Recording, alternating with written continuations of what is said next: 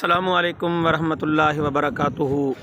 YouTube کے جتنے بھی میرے دوست فرینڈ ہیں، سامعین و ناظرین، آج ہم آپ کو ملواتے ہیں ایسے دو بچوں سے جو دونوں جڑوا بھائی ہیں اور دونوں کی شکلیں بھی ایک جیسی ہیں۔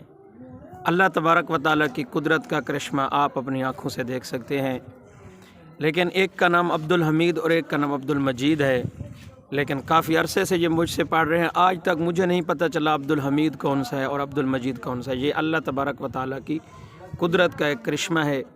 آپ سے ملاقات بھی ان بچوں کی کرواتے ہیں، پھر ان سے کلمے سنتے ہیں تاکہ چھوٹے چھوٹے بچے جب کلمے پڑھیں گے تو آپ کو بھی رشک آئے گا، آپ بھی یاد کریں گے۔ ہاں بھائی، تیرا نام کیا ہے؟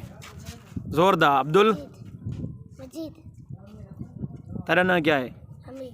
اے عبدالمجید، اے عبدالحمید، لیکن دونوں کی شکلیں ایک جیسی ہیں۔ آج تک مجھے نہیں پتہ چلا کون سا عبدالحمید ہے اور کون سا عبدالمجید ہے۔ چلیں بھی آپ چوتھا کلمہ سنیں۔ چوتھا کلمہ توحید من کہلا لا الہ الا اللہ وحدہ لا شریک لہ لہ الملک و لہ الحمد یحیی و یمیت وہو علی یموت ابدا الجلال الاکرام بیدر کر وہو علی کل شیء قدیر۔ پنجم کلمہ استغفر من تبخرنا استغفر اللہ ربی من کل ذنب اذنبت ومدنقة سرا وعلانیۃ واتوب ولا یؤمن بالذی لا علم وامن بالذی علم انک انت علم الغیوب وتقدر الغیوب وتغفر الذنوب لا حول ولا قوة الا باللہ العلی العظیم۔ تیسرا کلمہ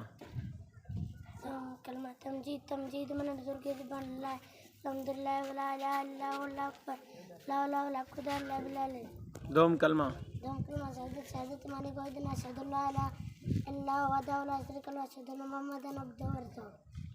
ماشاءاللہ، آپ نے دیکھ لیا، چھوٹے سے بچے ہیں، ان کو کلمے بھی یاد ہیں۔ آپ لوگ بھی کلمے یاد کریں تاکہ ان بچوں کو دیکھ کر آپ کو بھی رشک ہے کہ آپ کو بھی کلمے یاد ہوں۔ مسلمان ہونے کے لیے سب سے پہلی چیز یہ ہے کہ ہمیں کلمے یاد ہوں، ٹھیک ہے؟ تو آج آپ لوگوں نے دیکھنا ہے اور آپ خود اپنے قدرت کا کرشمان اور نظارہ اپنی آنکھوں سے دیکھنا ہے، اور دیکھنا ہے کہ اللہ تبارک و تعالیٰ نے دونوں بھائیوں کو ایک جیسی شکل عطا کی ہے، شکل و صورت میں ایک جیسے ہیں۔ کبھی کبھی ان کے والدین بھی بھول جاتے ہیں کون سا حمید ہے اور کون سا مجید ہے۔ یہ دونوں بھائی ہیں، جڑواں بھائی ہیں۔ اللہ تبارک و تعالیٰ ان کو مزید ان کے علم میں ترقی عطا فرمائے۔ اللہ پاک ان کو قاری قرآن بنائے۔ اللہ پاک ہم سب کو بھی دین کے ساتھ منسلک رہنے کی توفیق عطا فرمائے۔ آمین۔